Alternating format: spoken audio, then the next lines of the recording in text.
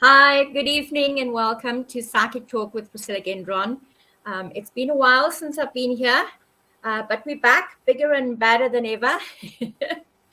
And as my first guest tonight, I decided to comb through my book of Soul Sisters, and I told my friend Lynn that she was going to be on. She didn't have a choice.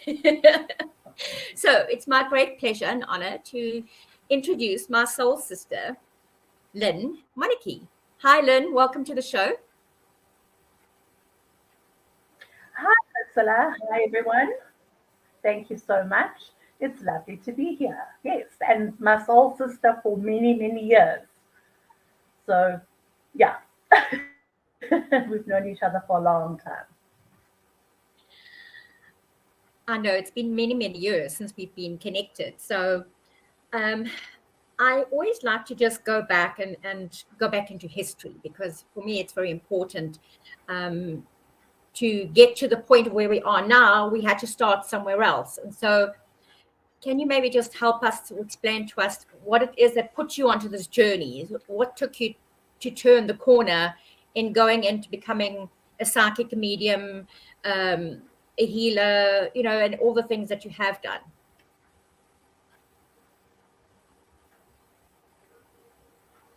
Hi, I'm not sure if everyone can hear me because you keep disappearing in and out. But basically, when I was a child, I was actually born with the gift. So I come from a family where my great granny had the gift and was well known psychic, my grandmother, her sister, and then obviously myself. So as a child, I used to see these people walking around, and some of them used to scare the hell into me, to be honest with you. And I was actually just given a little cross by my grandmother, and she used to say, "It's okay, you'll be all right." Um, just show them the cross and say, "God's walking with me and you'll be all right." And that is actually something that's so important because a lot of us are born with it, even children. And as we develop and get older, we lose that gift because parents don't know or they poop on, say it's your imagination or whatever. And so children actually train themselves not to become extrasensory and to see these things, and they eventually block it off. So, without me knowing, because I was too young to know what a psychic was, or to know that I could see dead people and probably would go, "Ah!" as a child. So, my grandmother just gave me this cross, which I carried around, and I'd be gone, be gone. And she lived in an old house in Durban, which was near the docks. And there were lots of people. There were people in old fashioned dresses with those puffy dresses, and the men with like knickerbocker pants. And there was a baker with, stripes, and there was a butcher that always had these long sausages round his neck. So they became friends that I could actually speak to because I didn't feel intimidated and I didn't know it was wrong or didn't know it was right. I just used to carry on like any other child. I think it was when I went off to school that people started looking at me funny, like, yeah, like, hmm. So I learned very quickly to keep quiet about what I was seeing and only telling certain people what I was seeing. And soon I learned that a lot of things that I say to my mom, that have you got petrol because we're gonna break down? No, I've got lots of petrol. And the next thing, splatter, splatter, and we'd be stuck on the side of the road. So I started learning to trust the stories or the things that were given to me, which was a long, it's actually a long journey because it's something about trust. You've got to trust yourself and trust your intuition and not listen to those around you that poop hard. So it's quite a story and quite a journey for children to go through. And then Exactly. obviously as I got older, I just had no option but to develop it because I was so drawn into it. And the more I used it, the more I wanted to use it and the more I wanted to help people. And the amount of people that came back for more help, I just found it so gratifying. So I carried on along that path. And then every now and again, I've dabbled in corporate, which absolutely kills my soul. But the spirit will say, I'm here back. So Exactly. I have no option but to do it because it's my gift and it's what spirit wishes me to do. I have found that a lot in talking to a variety of different psychic mediums and people that are in our field over the years. And especially since I've been doing a lot of online stuff, I have been in communication with psychics from all over the world, and where we have now this beautiful international team of psychics that we get together once a month. And every person's story comes or starts in a very similar way, and it's always been from childhood. And it's so important for people to realize that when we're becoming psychic, we're actually born with this gift. It's like you don't turn into it suddenly. And it just depends on the person that you are in, whichever family you're in, that allows this gift to grow. And I was lucky because my mother had intuition, and some of my other relatives had this intuition or sixth sense. So they never poo-pooed what I used to say or come up with, or, suddenly just out of the blue say something to them. And so they never negated that. So I was able to, when I was ready in my 20s to step into it, I felt I had the confidence to do it. And, coming from a very strict Roman Catholic background, it was very difficult for me to, gel the two. The Catholic Church don't approve of this, and it's always the devil's work and things like that. And I always knew that I had such strong faith in God and the angels and everything that it could not possibly have any negativity to it, and that we were all being guarded. And I'm sure the same is for you, because your grandmother gave you that cross. That's a symbol of a representation of God. And it's so important for us to know that the work we do is guided through the eternal light, the eternal being. I find it very strange or very similar because I've noticed that a lot of us that are psychic tend to have a very special relationship with God. We seem to be closer to God, and we communicate with God. We communicate with the angels. All of this isn't possible without God and the angels' help. Even the healing. The healing is not done by myself. I'm merely the conduit. The same as with the readings. I'm merely the conduit or the voice. The messages are coming from above. And I find that some people that are religious are very dogmatic about it and very against it. But if they could jump into our skin and see the relationship that we have with God, we're not called spiritual for nothing, because we are extremely spiritual and we have that connection on a daily basis. It's not for a Sunday when we go to church, Exactly. And I feel like it's more intense that part, because of what we do. I think it's also it's more intense because of what we do. I think we have a stronger bond and connection with spirit than most people that go to church. Have a stronger bond with them. I always say that I've got a hotline to God. And also the trust.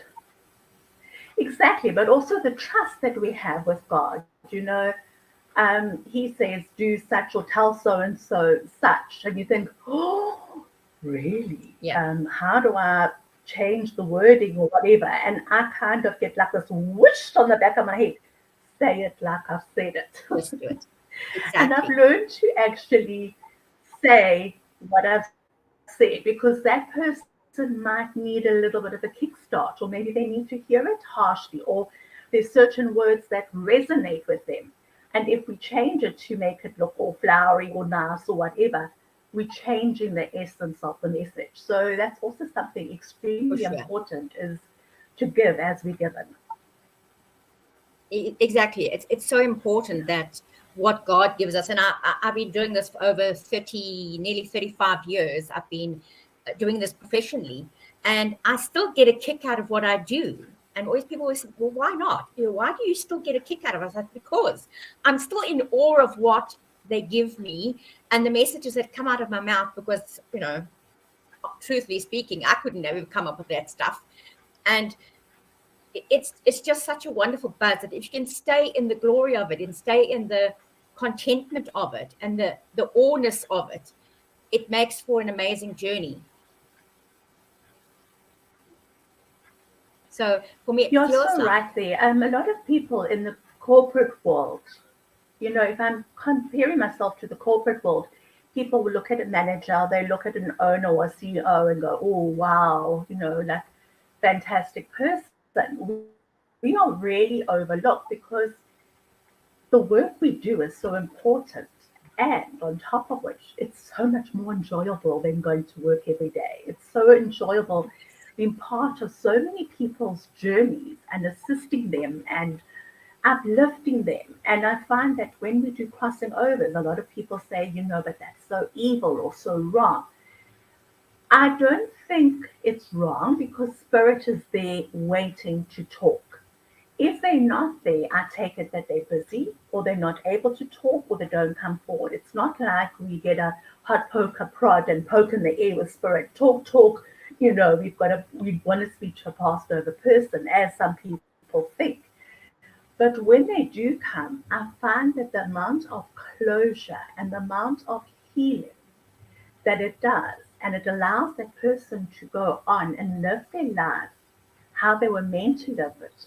And they have this permission from their partner or their parent, or whatever it is, to go forth and to actually enjoy life. They don't have to stay in this mourning phase. And it's like chalk and cheese after you've done a reading. And that I find is nothing can compare to that. It's just an amazing thing to see and an amazing thing to be able to do and partake in. I actually feel honored that they trust me to do it. And when they're gone, I just feel, wow. Yeah. I found that, in doing certain things and especially when I'm doing crossing overs and I communicate with spirit, and there's always so much pain that comes with it. So sometimes I can get just as emotional as the people that I'm reading for. I remember crying my heart out more than the actual person was crying. They were sitting looking at me as if I had lost my mind. But the person that had passed on was so emotional and so joyful in the sense of being able to communicate with them that they burst into tears, which made me cry because, it's that energy that you get filled with, which is such a crazy sort of mixture of emotions that come with it, because you sometimes get their emotion that they're dealing with, in a sense. How do you find that? Do you sometimes feel as if you pick up some of their emotion? Definitely. Sometimes you can feel that the past of a person is asking for permission or forgiveness because they now realize what they've done, or they realize they've hampered the family or that person in a certain way. And you actually feel that sadness and that concern coming from them. And then I'm sitting there crying. But other times it's tears of happiness because they're just so overjoyed to be able to give the message to loved one. And that is just, it's incredible. But I also find that the love that comes from it is like no other love you can ever experience. It's uplifting, it's got no boundaries, it's just pure love. And that's what I wish the world could learn or feel from it. Because I think if we all passed on this without boundaries, this love and a pure love, the world would be a better place. For sure it would be. And I think if we could all sort of follow that path, it would be, as you say, a much better place to live in. So sort of kind of moving slightly to the side, because we both also deal with a lot of energy and shifting of energy and healing and things like that. One of our listeners is asking, how does one get rid of, I'll put it on there so we can read it. How does one get rid of a Sangoma curse? So that's quite an interesting one to come up with, because we've had to deal with things like that ourselves in terms of things like jealousy and people working against us, even within the field that we're in. So not all psychics and mediums and healers are of the light. And so people that like us that are working in the light find it incredibly hard to do our work with integrity and compassion and light.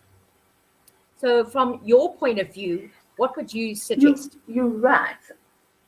Look, I think you're right. With a lot of the psychics, as you say, because they are the same field, you would think that we all support and love each other.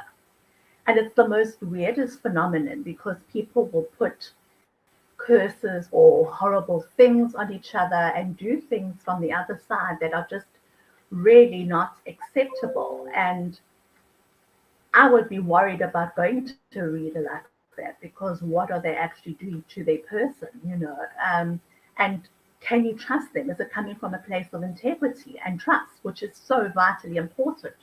So that's something that you do need to look out for and be very, very careful with. The other thing is, you cannot just go to anyone and they'll say, okay, I can get rid of a curse, or I can get rid of a something. They have to understand what it is. Sometimes it's attached to the home as opposed to attached to the person. Sometimes it's attached to the person. And there are so many implications and ramifications when you start trying to remove it, and it puts its little claws into other people in the family, or tries to dig itself into the foundations of the house. And it might even try and call its friends for extra power. It will make the person sick because it's sapping that person of energy. So it's really important when you have to do something like that, that you utilize someone that has a good name, that's trusted and whatever, because it can be dangerous. It could make you sick or whatever. And that is not what the objective is.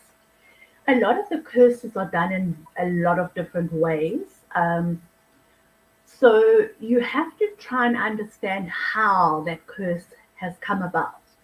Sometimes it's just put on with like a bit of black magic. Sometimes it's done by hurting, making, let's say, a snake bite a rat. That is real, terrible, dark magic that people use. Or some little insect tormenting another type of insect, or a scorpion fighting with something. And they do it over and over. I'm not going to go into the details of how they do it, but it's actually quite wicked. And this comes through the ethers to the person that they intended to land on. And we have to meditate. I use a lot of candle magic. I meditate to try and find out, what did they use? Was it just words? Was it an object? Was it an animal? That type of thing, so that we can break that curse. Sometimes it can be quite a complicated thing. And in terms of, I think what she's really asking about is what if it's like sort of connected to energies like jealousy. Because, as we were saying, like even within our own field, we have a lot of people that have a lot of jealousy. And there's this invisible competition, like, I've got to be better than you. I've got to have more clients than you. I've got to take your clients. And, you can't have more than me. And there's all these stupid little jealousy things that go on within this realm. And it's across the board. And it's not just within the spiritual realm, but also within life itself.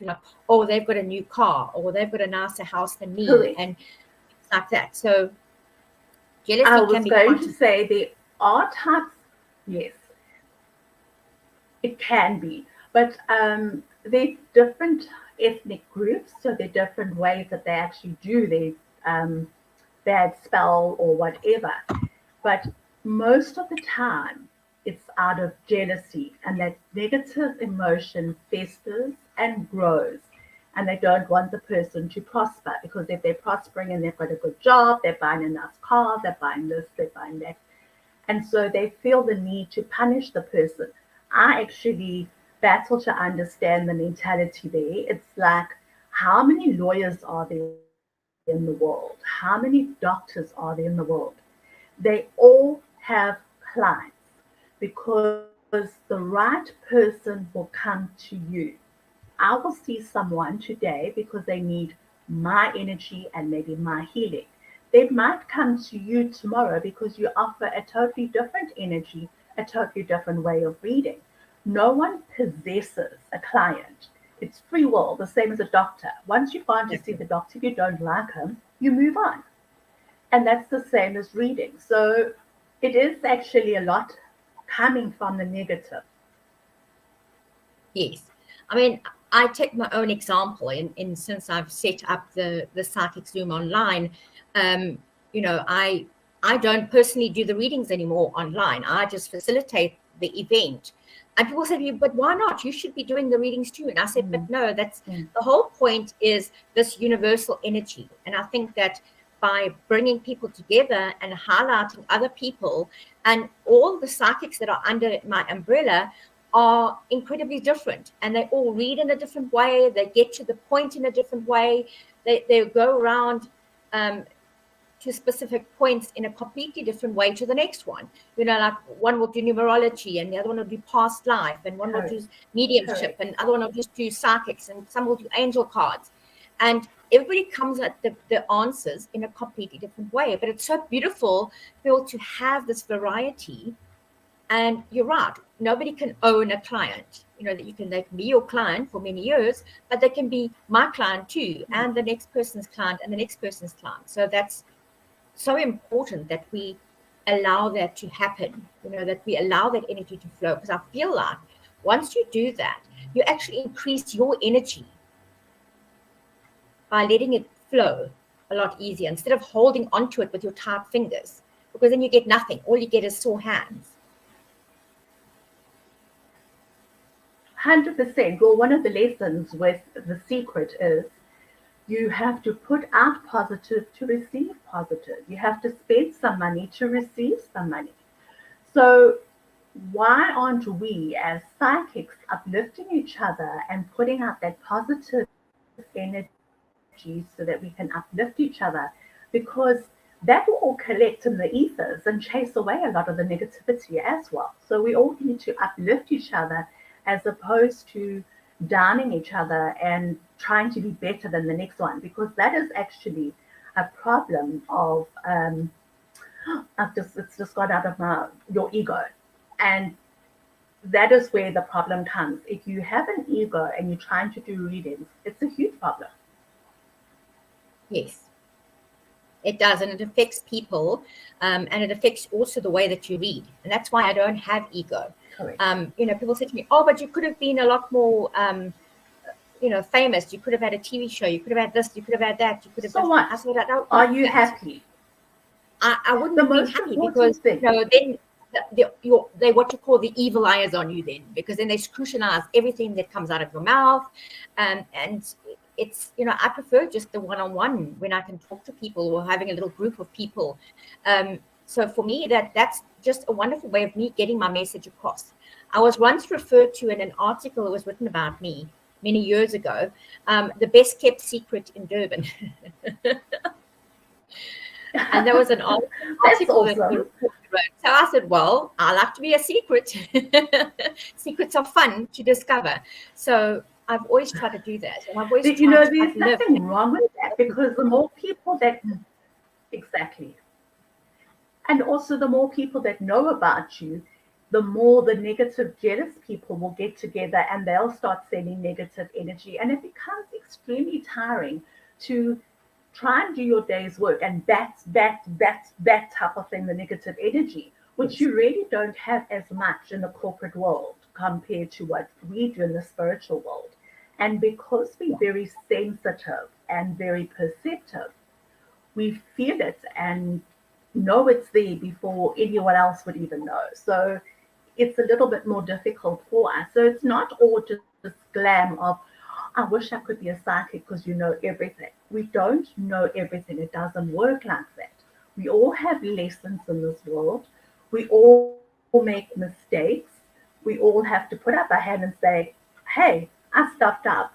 But you know what? I know where I went wrong. Let me get back on my bicycle and let me carry on. That's what makes us human. If we knew everything, well, then we would actually be God, wouldn't we? And we'd be able to walk on water, literally, because then we would be totally pure and at an ascended state. And we're not. We're here to learn lessons like everybody else and climb up our frequency levels. Yeah. I was just reading listening to an article yesterday, and it says that we only use, I think, 9% of our DNA and our energy. We only use 9% of what we actually have capacity to do. As a normal human being, we do that. So imagine if we could tap into more of that. Some people, for example, that are in a much more ascended state can use up to 13 or 14%, but you still have like 80+% of untapped potential within yourself, which is an incredible thing to think about.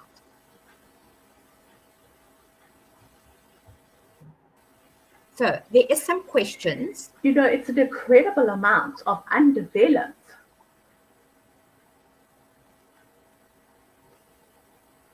Sorry, carry on. Finish your point, and then we move on to the question.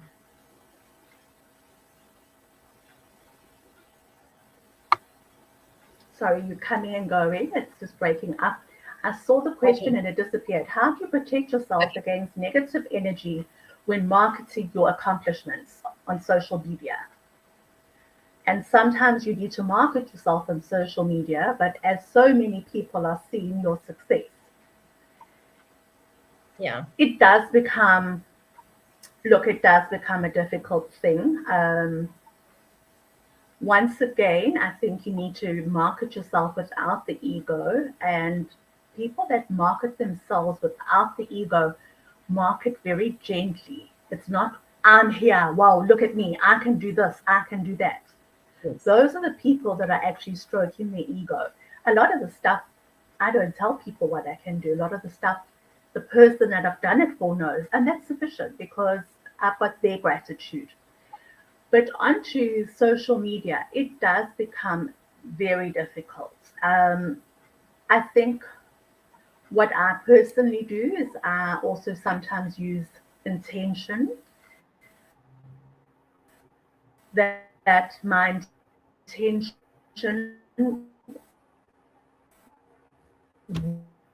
with the angels will be that it will be received into the universe how meant to. Or if you we're back.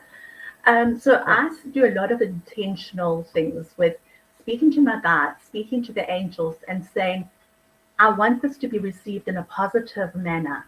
I don't want to upset anyone. I don't want to cause anyone any anger or jealousy, because that is not what it's about. And if they feel that, I would like to send healing to them so that they can actually feel a lot better.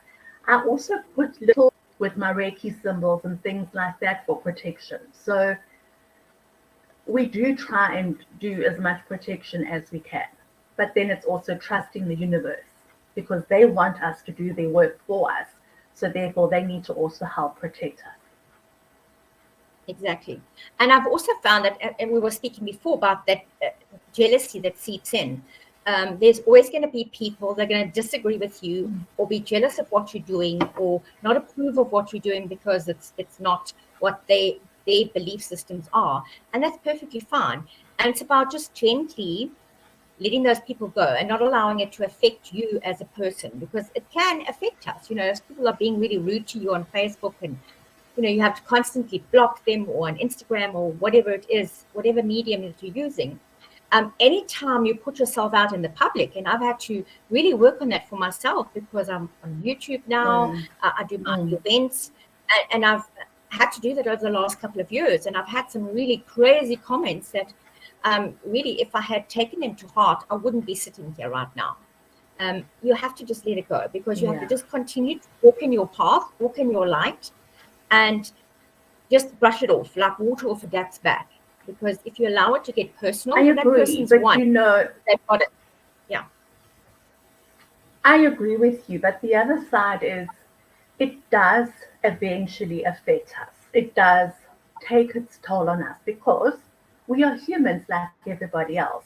So as much as we do to stop this, it does affect us. And that is why it's very good for us to have a group of psychics, to have a group of healers where we can go and I can say to you, hi, Priscilla, just check out my aura for me. Have I got anything negative there? Or won't we do an energy swap? You do a Reiki session on me and I'll do a Reiki session to uplift you.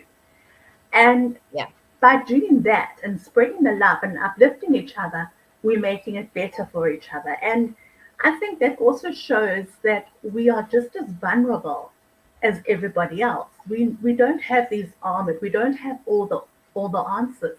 And in our personal lives, we also go through probably harder path than a lot of people go through, because we're spiritual. And I've noticed that a lot of spiritual people have a lot of strife in their life. And it's almost like the spirit is putting a test in front of you.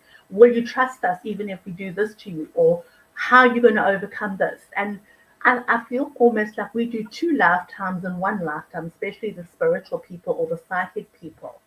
But it's most important that at all times we support each other, we send out that universal love, and we don't block each other, and we assist each other. And you find that those psychics that do that with each other and work together don't really normally have a problem.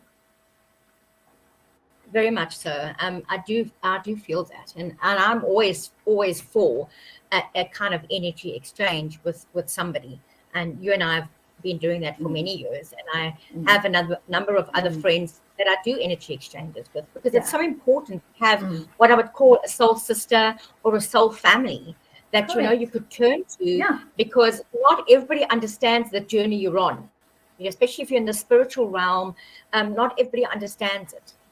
So when you have a soul family, it's the family that you've chosen to walk the path with in the light. And they are the ones that hold you up, support you, give you advice, check readings or pendulums or whatever it is that you need, or the healing. Or so kick your butt into gear to get going again. Yes, like I do. My friend Suki always tells me, she kicks my butt, and I always tell her, Suki, get your lippy on and get online. And she's always doing that. So she says, I just have to do what Priscilla says. But I do it with all the love that's intended. Exactly. And I think that is actually a friendship that is so important that other people sometimes are not fortunate enough to have. It's where you're really down to the bare essentials. No one's better than anyone else. We all have weaknesses. We all have strengths. You show me your strength, I'll show you mine, and we kind of help each other forward. And that is extremely important. And also the honesty. I mean, as psychics, I find that we can't really lie. So do you like them? Yeah. Truthfully not. Exactly. So the other question we've got here is, what healing should you practice daily to protect your aura, basically? So what would you suggest? Look, that is actually a very, very interesting question, because all of us, whether you walk in a shopping center, you bump into people, there's a bit of an energy swap, even though you're not realizing it. Your aura is actually much bigger and out there compared to your body. So you might brush past someone and there's a bit of energy swap. or at work there might be some negativity and you picking it up. For me, the most important part is I do use crystals on my body. I like to use tiger's eye for protection. I like to use rose quartz for love. And so whether people know or not, I can go into the corporate world and they don't know because I put it in my bra. Now half the world knows. But anyway, so I do put my crystals sometimes if it's not, I might be going into a place where it's not accepted or it's out there. I'll put them in my bra and no one knows. The other thing is, most importantly, I would say every 7 days, you need to put some Epsom salts and bicarb into a bath of water and just lie there, relax. It does amazing things for your skin. Your skin becomes so soft and luxurious. Doesn't take the wrinkles out though. But it also draws out any negativity that you might be feeling. And the interesting part is it also puts minerals back by osmosis back into your body that you might be missing. So there's a total knockoff on both directions, that you're going to receive minerals, you're going to have negativity leached out of you.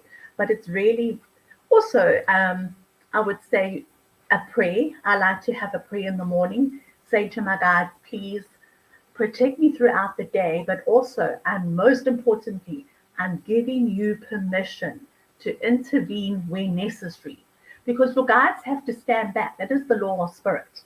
And they may not intervene. So they have to watch you fall down the stairs because that's what they have to do. If you give them permission, in certain instances, they can give you a warning, or you might have a gut feel or something like that. That is them speaking to you, and you've given them permission. So just to recap in a nutshell is basically your prayer, and then your prayer in the evening of gratitude for keeping you safe and keeping your aura clean, your gemstone for your healing and protection, and then once a week, your cleansing bath. And you will find things will be absolutely so different for you. Exactly. I mean, I know the whole crystals in your bra story, because, then you come at the end of the night and you take your bra off and then you hear clang, clang, clang, clang, clang, all the stones, because you forget it's in there. Exactly. That's happened to me so many times, and as we're getting older, a little bit of Cooper's droop. So now you've got the crystal underneath the tata type of thing and you don't realize, and you're in the shower and you lift the arm and clank, clank, clank. Oh, hell, my crystals. But it's also good to run the crystals under warm water to cleanse them of the day anyway. So Exactly.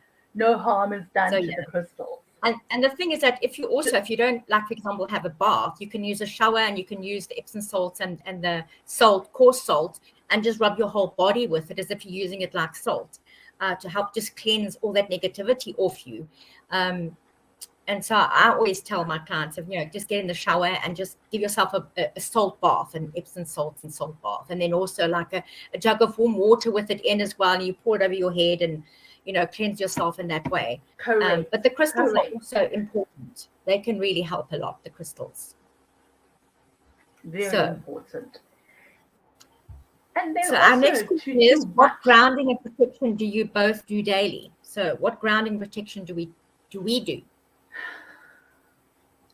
The most important grounding that I do, or the protection, we've discussed it, the gemstones, the prayer to the angels and to God itself. The grounding that I tend to do is also, I use gemstones for grounding. So often you'll find I'm like rubbing them while I'm talking because it gives me grounding. I also find if I've got back-to-back readings, like at a psychic show, and you might be doing, 70 readings in a day, you really are stretched. I like to every now and again go and walk outside barefoot on the grass and just remove that and get that nice proper grounding energy. The other thing that I do, and I find it helps me, not everybody's the same, is I drink coffee. But I drink it black with no sugar. And I find there's something in the coffee that actually helps me to ground. But not everybody is the same. Some people drink copious amounts of Coke or copious amounts of, and I think that's just flooding your body with energy. So I like to try and keep it natural and have filtered, unprocessed coffees and things like that and drink that. And then copious amounts of water. Water, water, water. Yeah. So for me as well, I also, try and do that. And I try and start the morning by when you get up off the bed, you don't just like leap out of bed. I always sit on the side of my bed and I put my feet firmly on the ground and I just do a couple of breaths and stuff like that just to center me for the day, to get me ready and going. And I always drink a lot of water during the day, which I feel is also like flushing out any negativity and negative energy. And I feel like I'm the same as you. When I've done a lot of readings or a lot of work, I get incredibly hungry and thirsty and, I'm in my head. And I also do that. I love to go barefoot and stand outside or on the grass. You just dig your toes into the grass. And that really helps to ground you and bring you back to your center. And, the other thing that I like to do. Yeah, sorry, Priscilla. The other thing that I love to do is if we're able to, even with Istvan, who obviously does readings with me, my partner, I love to actually do a bit of Reiki and on the feet. Take off your shoes, do a bit of Reiki, and then physically pull the legs slightly. In a lot of healing modalities, I'm not saying jolt the person and dislocate their hips or pull their toes off their foot. I'm just saying you give them a slight stretch and then release, and a slight stretch and then release. That also helps to ground immensely. And then obviously you do your Reiki signs underneath the foot, and that is definitely. That's also very, very important, Okay, so what if did we do that? Yeah, okay. So what do you do? Some smoke, and then does this not bring their energy down? So some people smoke and drink, and for me, I feel like everybody's human. Just because we're spiritual and we live in the real world, we do have real world stuff but for me, I don't smoke and I don't drink. And that is the choice, because once I started going into this field, and especially when I became a Reiki master, I literally could not process alcohol in any way, shape, or form. So I just thought, well, I need to just stop it completely. I've never smoked, so it didn't have any effect on me.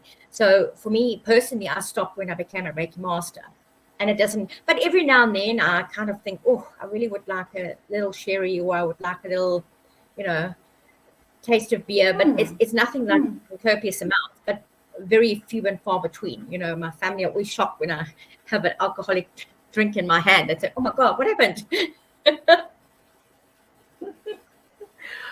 I'm exactly the same. I have a very low tolerance for alcohol, and I find that if I have a glass or even a glass and a half, which is really over a long, many hours of an evening, that's really like woo-hoo for me and not normal.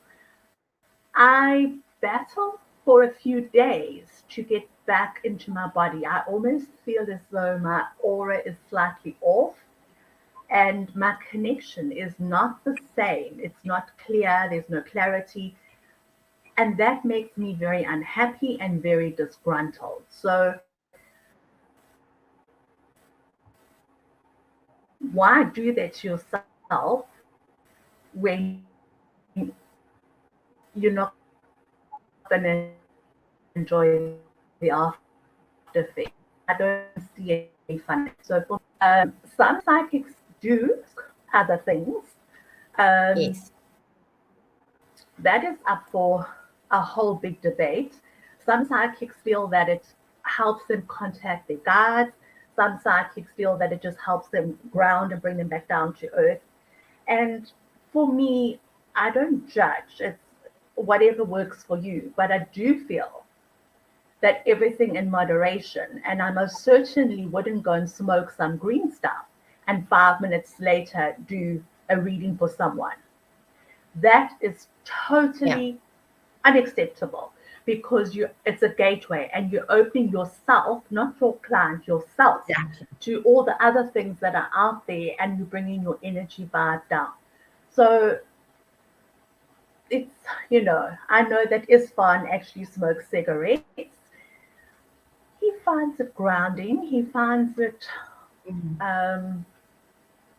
something that he enjoys and gives him that grounding type of thing. But, everyone, as I say, everyone to their own, because I certainly wouldn't do it, but it works for him. So it just depends on the person. We're all different.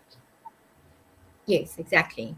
And I always felt that once you even like, for example, having alcohol, once you are consuming alcohol, you open yourself up. So you're a lot more open to things. And then if you want to go and do a reading or connecting to spirit, you're opening up a gateway, a highway, not even a gateway. You open up a frigging highway of people that could just hijack you and your energy and slip in under the radar, and you don't realize that these people have slipped in because you're not consciously aware of them, because your mind is altered. So it's so important 100%. but it's each to their own. If you want to partake in all these different things, that's your decision, but don't do spiritual work on or around the time that you're doing all these things. Exactly. It doesn't, and then it doesn't lead. You've got the other situation. Yeah. You've got the other situation where some people go to a spiritual gathering and they might put it into a sacred place and pray and cleanse and whatever, and then partake in that. Once again, that's entirely up to you as an individual, how you want to. But for me, nothing can protect you from the ether. Yeah. There's so many dimensions up there. And a lot of people are not even all here, so I'll just wait. Okay, so, your spiritual gatherings and things, it's also the joys of the internet in South Africa. Definitely. So once again, it's definitely a personal thing, but most importantly, have a look around, pay attention, and look at your environment, who is there, because you could actually be in this spiritual gathering that they've done this prayer and whatever, but you don't know the problems of the person sitting next to you. You don't know what they do at home and if they do magic and other things.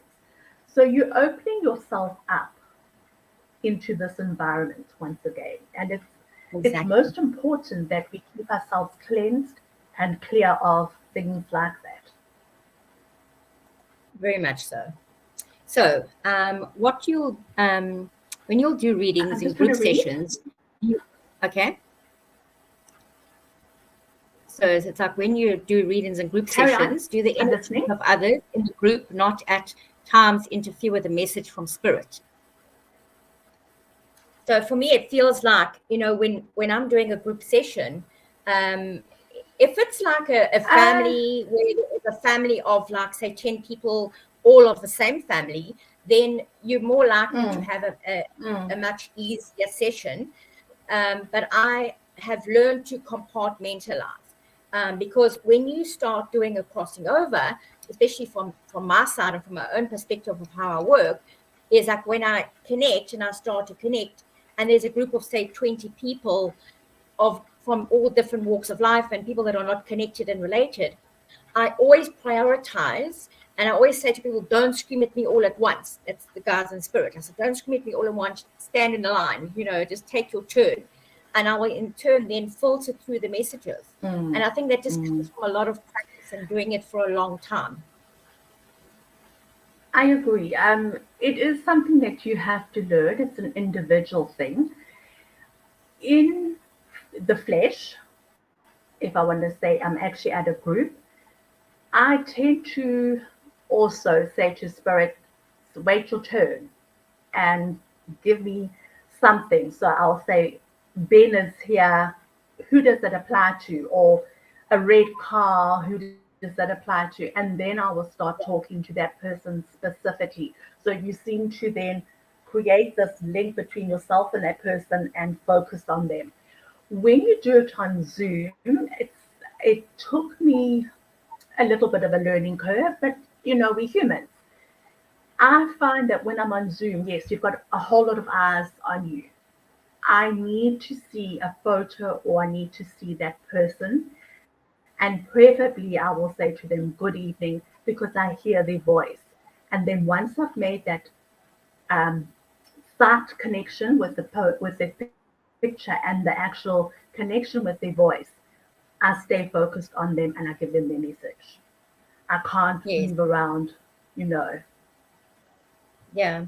I found that in the beginning, when I first started doing it, it was just this jumble, because I used to get 20 different people shouting me all at once. And I had to actually do meditations beforehand and just say, please, I would talk to my own guides and say, you kind of need to feel people upstairs and get them to line up and just to not all shout at me at once, because it can be very distorting for the psychic as well.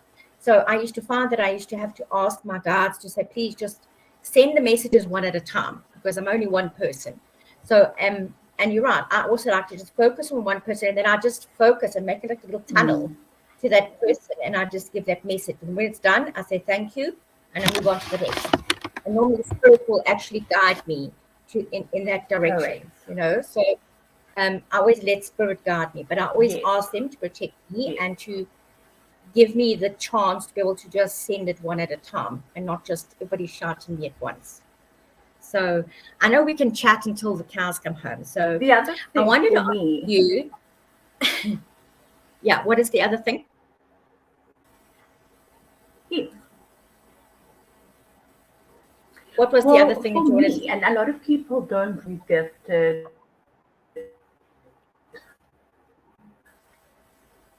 or whatever. I always, before I come online, always have to meditate. I always have to ask Spirit to be there. And I always go through a little bit of a nervous thing, like, what if? And then I've got to say to myself, stop. Because number one, you're letting your ego come in now. That's number one. And number two, in all these years, Spirit has never let me down. They are always there. They always tell the truth. And so what are you worried about? But it's quite a strange phenomenon, because I tend to do this every time I go online. It's the same thing, like a repeating pattern. And I think for me, it's just recognition that we need to take our personal thoughts, our personal fear, our ego out of it, leave it behind, and go forward. Very much so.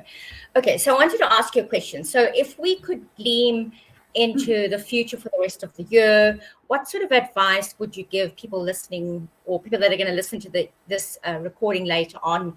What kind of sort of advice would you sort of put out to the world in the kind of path that people should follow going forward? I know that's quite a heavy question.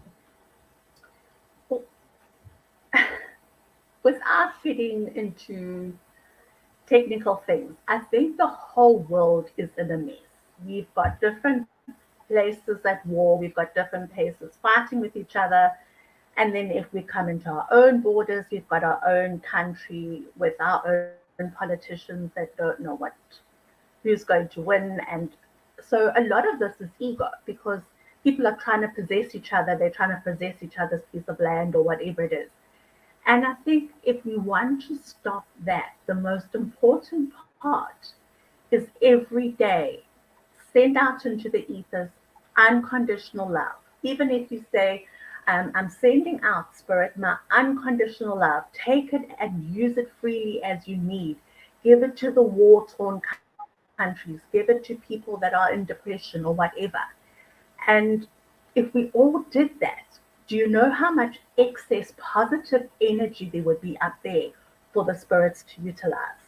So one of the things I'm going to say is we need to start looking at being more positive. The other thing is we need to give our butts a good kick in the butt, because we have become damn lazy. With COVID, it was an excuse not to get dressed. We can work online, doesn't matter what we look like. And we've actually started slowing down how we actually do things. And as you said, we can use about 8% of our brain. Right now, I think we're using probably 5% because we have slowed down to this point. And it's, oh, well, we can't help it because we've had a storm or the floods or the this or the that. You are an individual. It's for you to get up with purpose in the morning. Be grateful. Stand in your light and say, today I'm standing in my light. Today I'm sending out unconditional love. And today I'm going to do something for myself. And today I'm actually going to compliment just one person. Give them a compliment. You are back. It is truly amazing. So for me, I could say that there's going to be a lot of negativity in that. It's for us to actually start healing the world. It's up to us spirit warriors to remove the. And if we don't like how things are, we need to change them. And if we keep doing the same thing of slopping around and having no point and having no thing, it's really only an insane person who keeps doing that same thing over and over and over with the same result and doesn't like it but keeps on doing it. If you don't like it, change it. That's the most important part. And then the other thing I would say is all around the world to be frugal, because I think that we are going to still have quite a bit of hard times. We're not out of the woods yet, and we need to be frugal with everything that we do. Yes, very much so. So it's been such a wonderful chat with you. And, when the two of us get together, we can talk for hours and hours and hours. But unfortunately, our time is nearly up. And I wanted to just say thank you so much for joining me today. That time again. Oh, no. Oh, terrible. And so if people wanted to get a hold of her and to book a reading with her or to have a session with her or chat to her, they can find her on twin.soul@mweb.co.za. Alternatively, I'm going to convince her, she knows she's already on my list, to join my Psychic Zoom online. And this is going to be a weekly podcast, and every week I'm going to be having new guests on. Our guest next Wednesday evening will be our amazing psychic medium, Leo Bonomo, our favorite guy. So he's going to be joining me as we chat about all things spiritual. Wow. And talk about his book. And don't miss. Don't miss. So I wanted to say, Lynn, thank you so much for joining me, and I'm glad I kicked your butt right into the YouTube. And I wanted to thank everybody for joining. And to everybody that's watching. And to everybody that's watching, please do take that to heart. To everyone that's watching, lots of love, and I mean unconditional love, and